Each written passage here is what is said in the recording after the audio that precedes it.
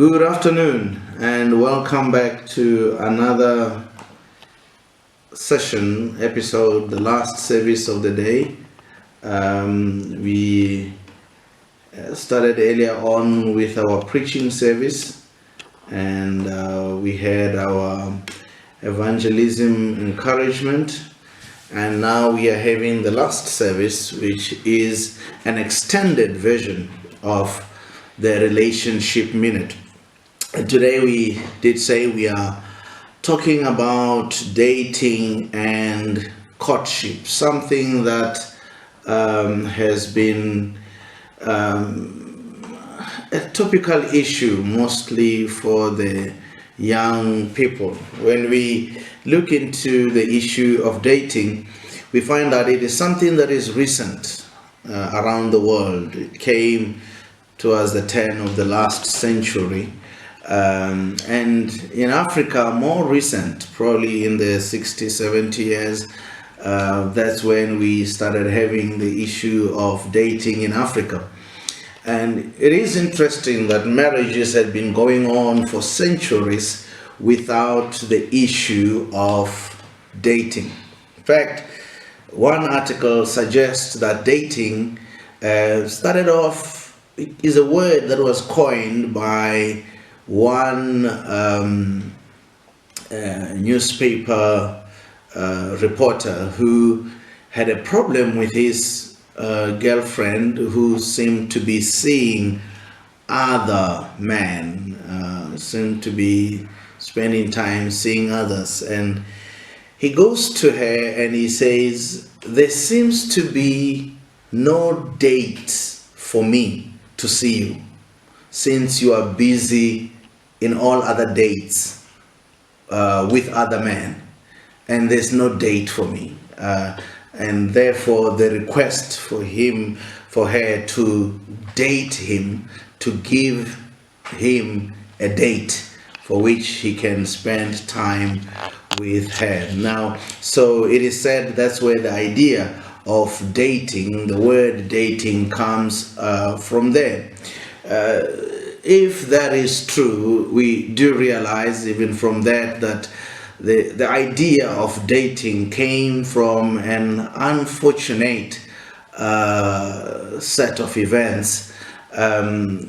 But when we look at dating generally, we realize that dating has become very common around the world. But the curriculum of dating, though it is common, is corrupted. Dating is taught to us through magazines, novels, television, and movies. That's where we learn more about dating. And I would like to suggest from the very start that dating does more harm to young people than good, and has no benefit at all on the journey of marriage. Now, that's a big claim, and one needs to substantiate such claims. Firstly, when I say it does harm to the journey of marriage, is because dating trivializes the idea of love. You see, dating, people can start dating from any age. They start dating even from kindergarten, giving each other 2 slices of bread with bologna or whatever it is. And so from the age of 8, 10, they start dating. And you can almost imagine by the time they become teenagers, they have been in and out of the so-called love, that love becomes trivial. By the time they even get ready for marriage, this concept of dating, which was the concept of love that is supposed to be holy and sacred, becomes a trivial exercise. In fact, their hearts has been broken in so many pieces. If it was like a ball, it would have been having sellotape and all kinds of bandages all over to hold it together. And therefore, it makes it difficult for them even to truly understand what love is and appreciate the depth and the holiness that is found in the concept of love. So it trivializes a very highly and holy concept of love.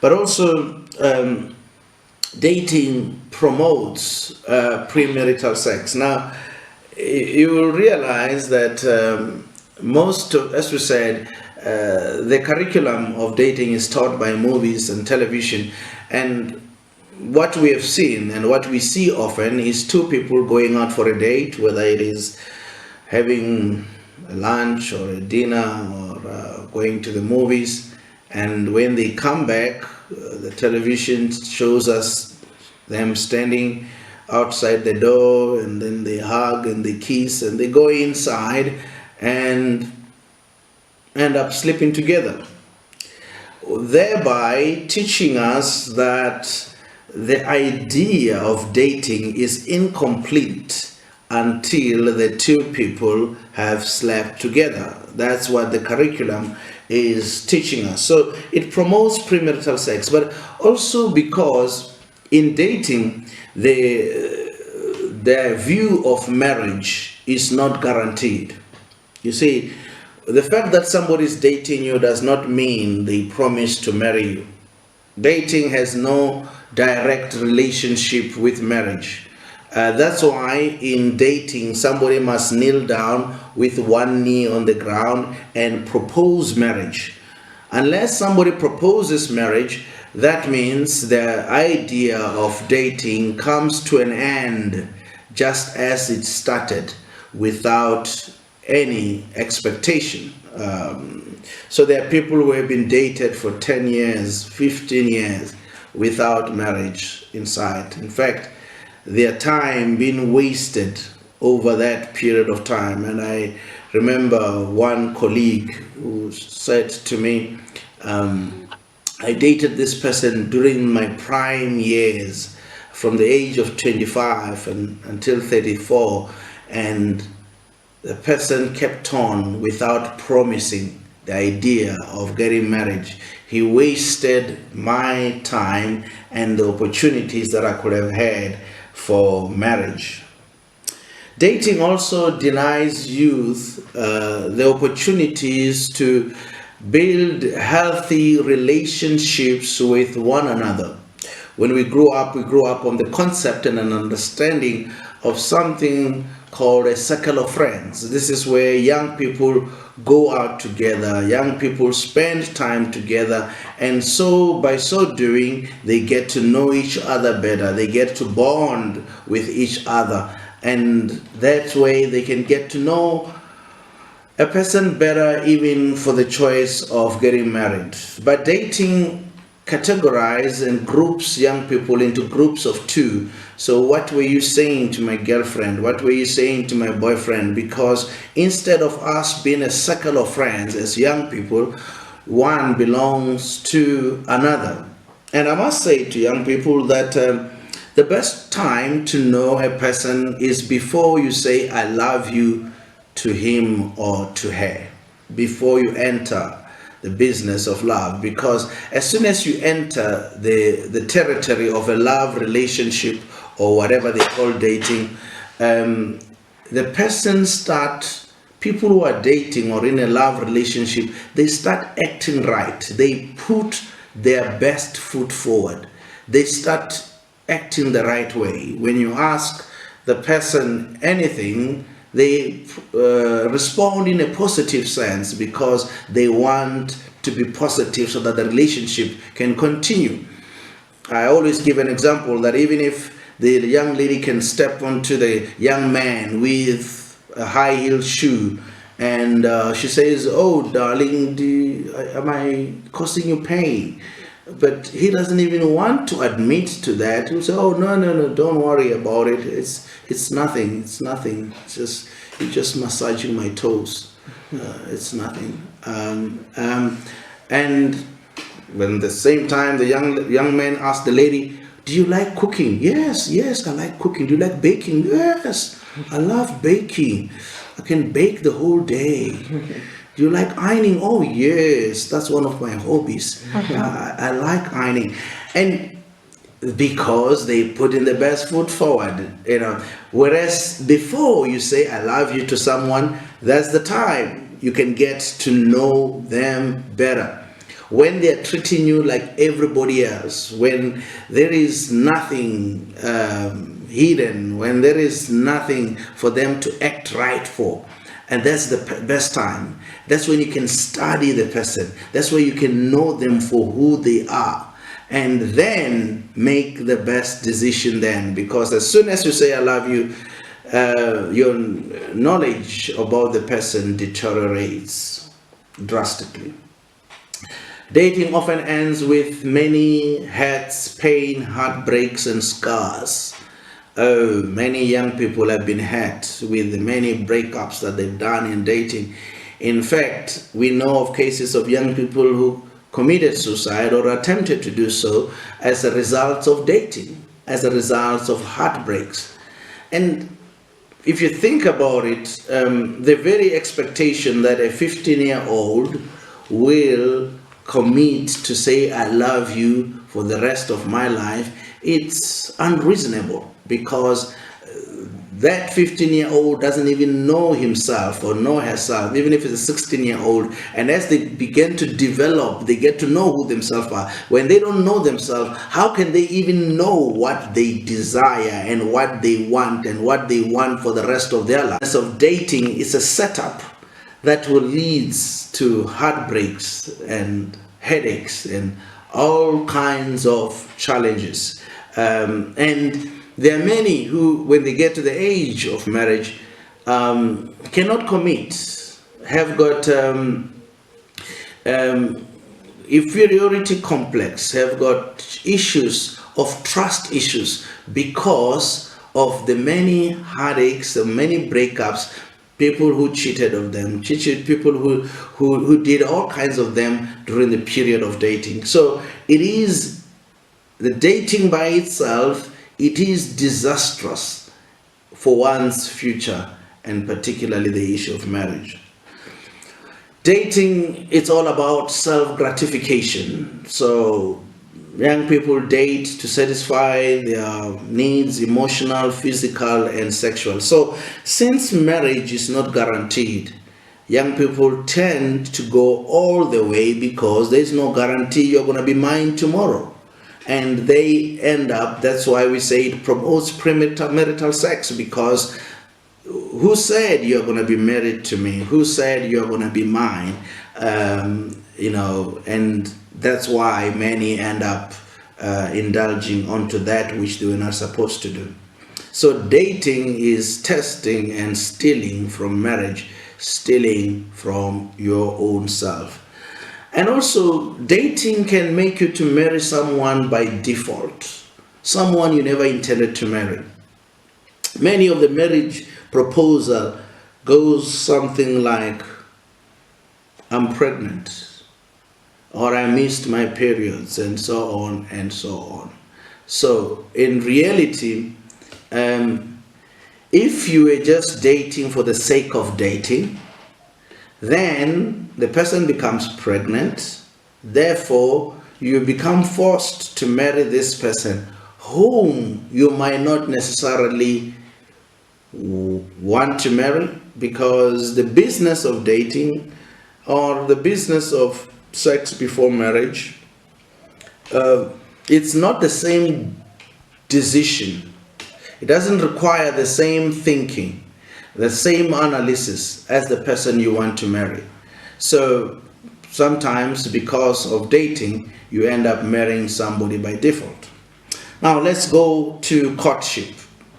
Courtship is a word that has been adopted from a biblical model that leads to relationship between a young man and a young woman that leads to marriage. Now, it is time for the couple to spend time evaluating their relationship to see if they can settle down together for marriage. Now, the difference is in courtship, marriage is in sight. Now, people in courtship, they don't propose marriage later. In fact, in courtship, you start with the end in mind. You start by looking for someone whom you will eventually marry. So you don't look for a girlfriend or a boyfriend. You look for a husband or a wife. So you start with the end in sight. So in courtship, from the very beginning, marriage is the end game. So, and I must declare right there that there is no need for any relationship between a young man and a young woman for any other reason except for marriage. There is no need. You don't need that. You don't need that in your life. You don't need that in your journey of life, except it is for marriage. So in courtship, we start with the end in sight. We start concluding by what you look for a husband and the wife at the very end. Now, so I like how one preacher puts it. He says, you see, it's one of these charismatic preachers, and he puts it well. He says, you see, here in Christianity, we don't propose love because our young people are full of love. They've got the love of God. They are full of love. People who propose love are those who are outside Christianity. Those are the ones who propose love. Here in Christianity, he says, we propose marriage because love we already have. So we don't have any other business of talking about I love you and how much I love you. Hey, we are here to propose marriage. And I like that. I like that because in that statement there is it capitalizes the whole idea of courtship, that courtship has the end in sight. Now, because in courtship we are planning to get married, so there is no need for physical contact. There is no need for people to engage sexually because we are going to get married. Marriage is in sight.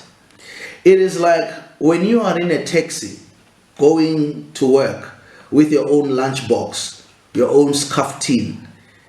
There is no need to eat the scarf tin when you are inside a taxi because the lunchbox, it's yours.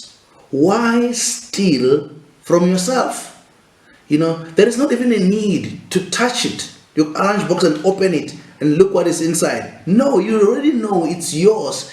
It's for lunch time. And that's the journey of courtship. So in courtship, you don't touch the scarf tin. You don't even bother yourself by opening it up. You can just look at it from a distance and says, come lunchtime, you will be mine. So for now, I'll just look and appreciate. And that's the view. That's the understanding of what courtship is all about. But people who, unfortunately, those who are in dating, they are tempted to steal from themselves. And you see, it has to be one of the most unwise things to steal from oneself. It reminds me of the story of our Takari. Our Takari is one of the young men. We grew up together in the village. And remember back in the days when they used to buy us Christmas clothes, and they will buy them and bring them home. Maybe some of them, they will buy them end of November, bring them home for you to fit them, make sure it's the right size, and then they will store them in the wardrobe, waiting for Christmas. But our Takali, during the December holidays, after they fitted his Christmas clothes and they were fitting well and they were wonderful, he decided to steal his own Christmas clothes. And he came to play with us with his stolen. And we used to play in the mud with clay in the rivers. And by the end of the day, the clothes were soiled and they were stained. And he was so afraid, he decided to go and stay in his grandmother's place for that whole week. And by the end of the week, you couldn't recognize those new Christmas clothes. And that's what many young people are doing. They are stealing their Christmas clothes. They are stealing from their own honeymoon. They are stealing the honey from the honeymoon. By the time they get to the honeymoon, it's only the moon, because where else would the moon go? But the honey is gone, because they themselves are the thief that have stolen from themselves. So in courtship, because the end is guaranteed, there is no need for us to even steal from ourselves. So let's conclude in this way. The difference between the two approaches, as we say, dating has no benefit on the journey of marriage. I say to young people, it's important to bypass dating and go to courtship. In dating, you look for a boyfriend or a girlfriend with benefits who might become a husband or wife, depending on if he proposes. But in courtship, you look for a husband or a wife without physical interaction, who in the meantime can be a boyfriend or girlfriend waiting for marriage. And as we look into courtship should not be more than 5 years. An average of 3.5 years is good enough. So therefore, if you're going to study, and you're going to study medicine until you're 26, there is no point in starting courtship at 18 or even at 20. Wait until marriage is in sight. And when it is in sight, you can then start the journey of courtship. Otherwise, focus on your studies, focus on your personal development, and continue to grow until then. May the Lord bless you and keep you until next time. Amen.